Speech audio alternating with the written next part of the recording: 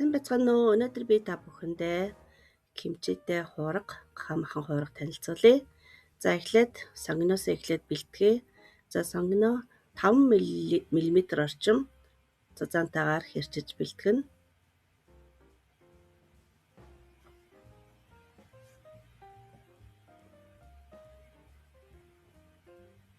За дараад нь урт ногоон сонгино хэрчиж бэлтгэнэ. Урт ногоон сонгиныг хийхгүй ч байсан болно. За үүнийг хоёр талаас нь муцаг хэсгийг авч хэрчээд маш нэмгэн хэрчиж бэлтгэнэ.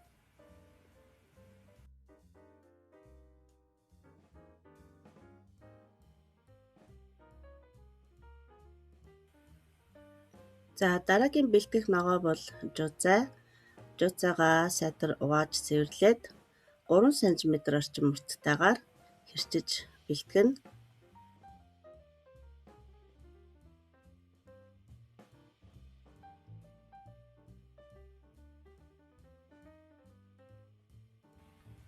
За дараагийн алхам бол маха бэлтгэнэ.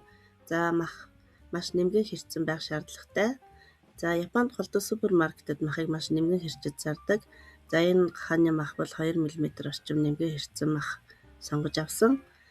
За ингээд бага зэрэг давслаад перц бас дээрс нэмжих нь.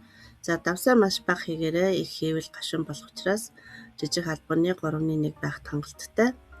За ингээд давсаллаад перц хийсний дараа нэг хумс сармис үргчээр үрээд цорктоод тэгээд хийн. За ингээд дээрэс нь махтайгаа ижил хэмжээтэй грамтай кимчи хийн. За мах 300 г би сонгож авсан. За 300 г кимчи хийсэн байгаа. За ингээд нийт амтлагчудаа махтайгаа маш сайтар утгаад амтлана.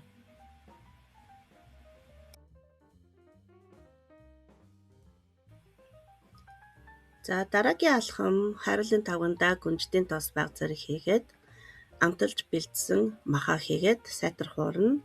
За ингэхдээ махаа нэлээд сайн борлож болтол нь хуурах хэрэгтэй.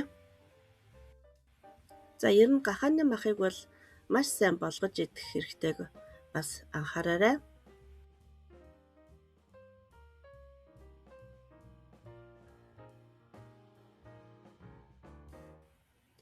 За махаа сайтар шарсны дараа сонгино нэмжих. За сонгино зөөлрөлтөнд нь хуурна.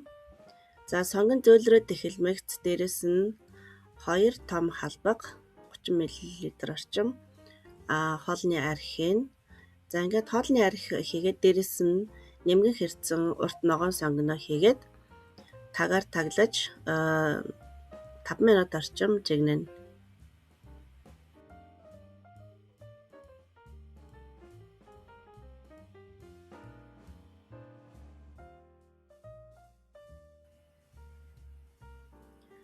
За үргэлжлүүлэн бас амтлагаа хийн. За соёцоо мэринийг хийн.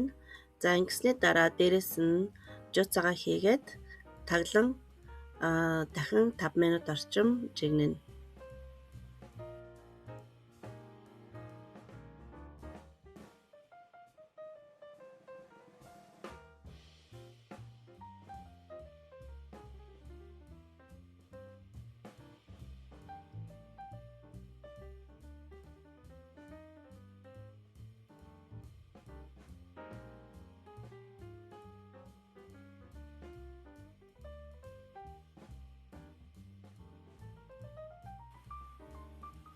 За жуцаа маань зөөлрч болоод ерөнхийдөө хоол маань бэлэн болсон.